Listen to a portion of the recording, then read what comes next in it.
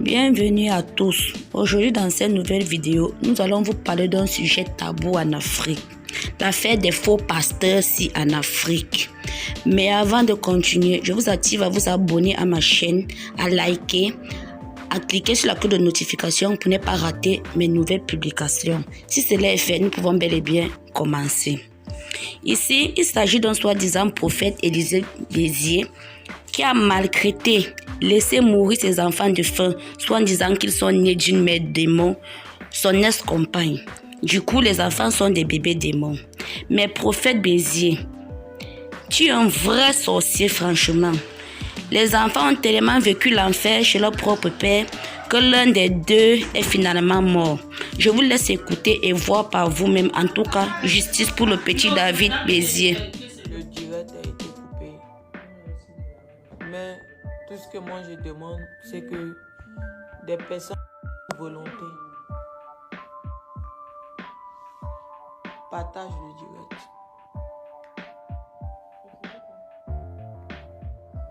Je suis Mireille Saoné, la mère de Gbizier Semnan et David.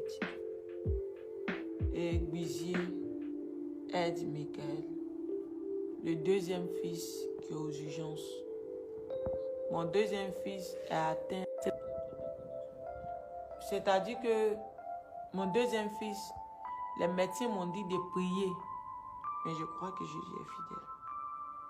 Et c'est comme ça j'ai réussi à avoir mes enfants. Et le premier fils a dit, maman, viens nous sauver parce que papa et sa femme sont en train de nous tuer. Et Gbizier a pris le téléphone pour dire, toi Mireille là, vu que tu es une personne diabolique et que tu es un démon, tu es la sirène des autres, tu accouches des démons, donc moi je vais finir avec eux. J'ai envoyé mes soeurs. Mes grandes soeurs sont parties. Qu'est-ce qu'on n'a pas fait? Il n'a pas laissé les enfants. Vu que, mais on est enfant de pauvres, on est ivoirien, on connaît. Quand tu es enfant de pauvres, ça ne va pas quelque part un frère. On est enfant de pauvres. Et mes grandes soeurs ont commencé à entamer les démarches administratives. Derrière moi, mon premier fils est mort, mais avant de mourir, le frère du Gbizier là, c'est lui qui m'a appelé. Il m'a expliqué, j'ai des voices que je vais mettre sur mon Facebook. L'enfant pleura pour dire, papa, pardon, envoie-moi à l'hôpital, je ne veux pas mourir.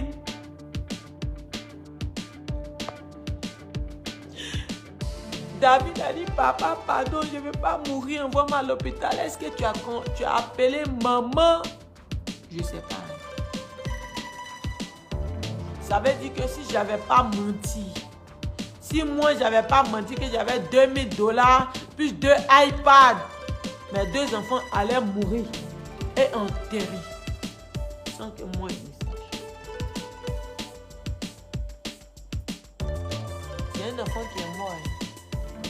Mon fils là, il avait 14 ans. Il a fait parcours sans faute. Moi, ce que je veux, je veux que le gouvernement de la Côte d'Ivoire se penche sur l'affaire. Parce que je ne suis pas la seule. Il y a d'autres enfants qui sont torturés. D'autres enfants souffrent. Dans leur histoire de Dieu là, prophète par-ci, prophète par-là, visionnaire par-ci, visionnaire par-là. Moi, je suis étudiante. Les études que j'ai faites demain, c'est pour travailler dans mon pays. Ça veut dire officiellement, il ne m'a pas appelé. Depuis le 24, le gars est déconnecté. Avant de se déconnecter, vu que là-bas, nous, on a un enfant chez nous, il faisait déjà jour. Nous, on était à 25. En Côte d'Ivoire, ils étaient à 24, il a dit. Tu es un démon, tu as couché les démons, je vais en finir. Mais je vais te montrer. Il m'a dit que tu vas nimer la terre. Ça veut dire qu'on est africain. Il dit que tu vas manger la terre 2 fois. Tu vas gratter le sol. Tu vas ramper avec tes ongles, tes dents de la Chine jusqu'à la Côte d'Ivoire. Je vais te prouver ça. Mon premier fils est mort de malnutrition, maltraitance. Memnan et David.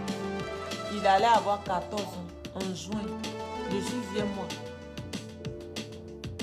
Son papa l'a laissé parce que sa marate dit que quand le papa regarde l'enfant, il pense à moi. Vous êtes maman, non? Toutes les mamans qui vont suivre ça, est-ce que vous allez accepter ça? Est-ce que vous, les mamans, est-ce qu'un père peut laisser mourir son enfant de faim? J'ai convoqué l'histoire, ça allait, comme on appelle, au 16e. Mais le gars, il a menti.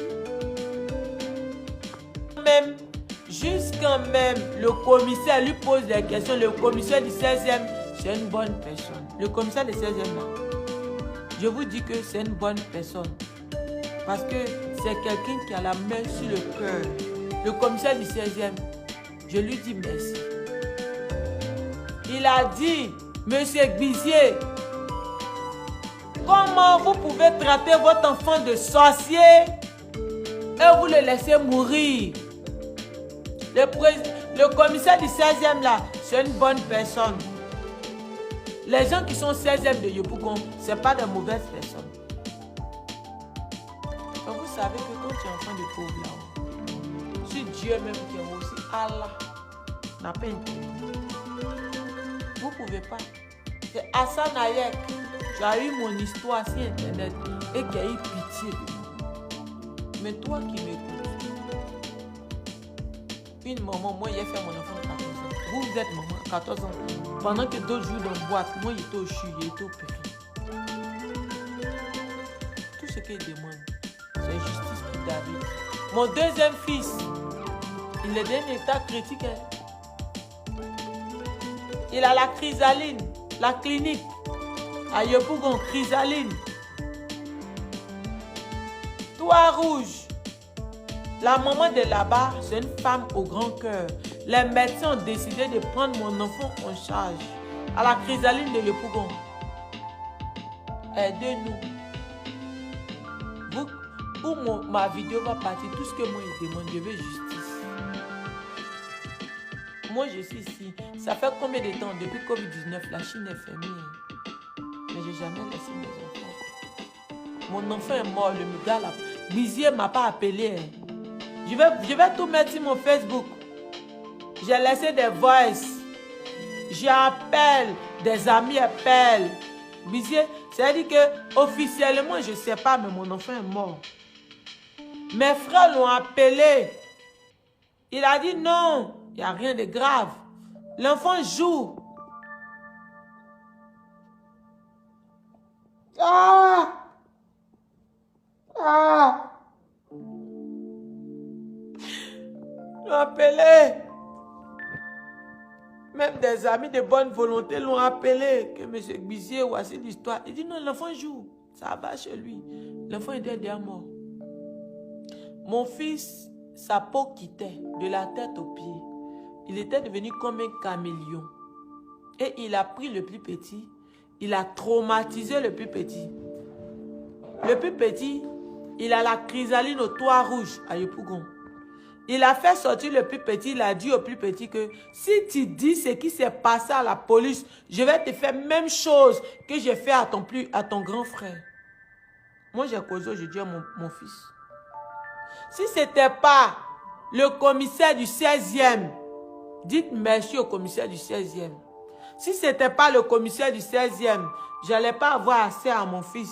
Parce que le monsieur, il est bon. Le commissaire du 16e, avec sa secrétaire, la maman là. Les gens qui sont là-bas, ils ont joué en esprit. Ce sont eux qui ont envoyé l'enfant. Sinon, le monsieur était capable de tuer le plus petit.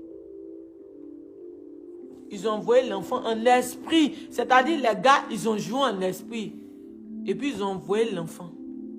Mais j'ai causé à mon petit. Je demande, allô, Michael, tu es malade? Il dit non, je ne suis pas malade.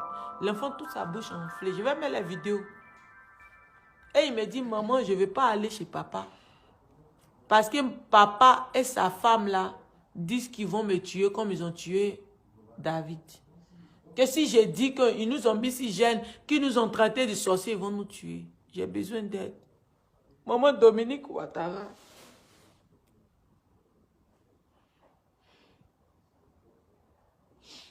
Papa Ado. Tous les politiciens de Côte d'Ivoire, il ne s'agit pas d'un parti politique. Il s'agit d'une mère qui est en détresse. Je souligne, Bizier, on n'a pas divorcé. Hein. Il a fait usage de faux pour aller se remarier. J'ai besoin d'aide. Aidez-moi. Mon fils, à la clinique, ses cheveux quittent. L'enfant même a peur. Il est traumatisé. Moi, je suis traumatisé. Si je fais cette vidéo, c'est pour demander de l'aide. J'ai besoin que l'association de Maman Dominique Ouattara intervienne. Parce qu'il y a déjà une mort d'homme. Et mon fils est à la morgue de Trancheville. Sœur, si tu regardes cette vidéo, peu importe ton parti politique, peu importe ton pays, peu importe ta religion, peu importe ton ethnie, tu es une mère. Comme moi, tu es un père. Je veux justice pour mes enfants. Au fur et à mesure, je vais vous donner des informations. Partagez.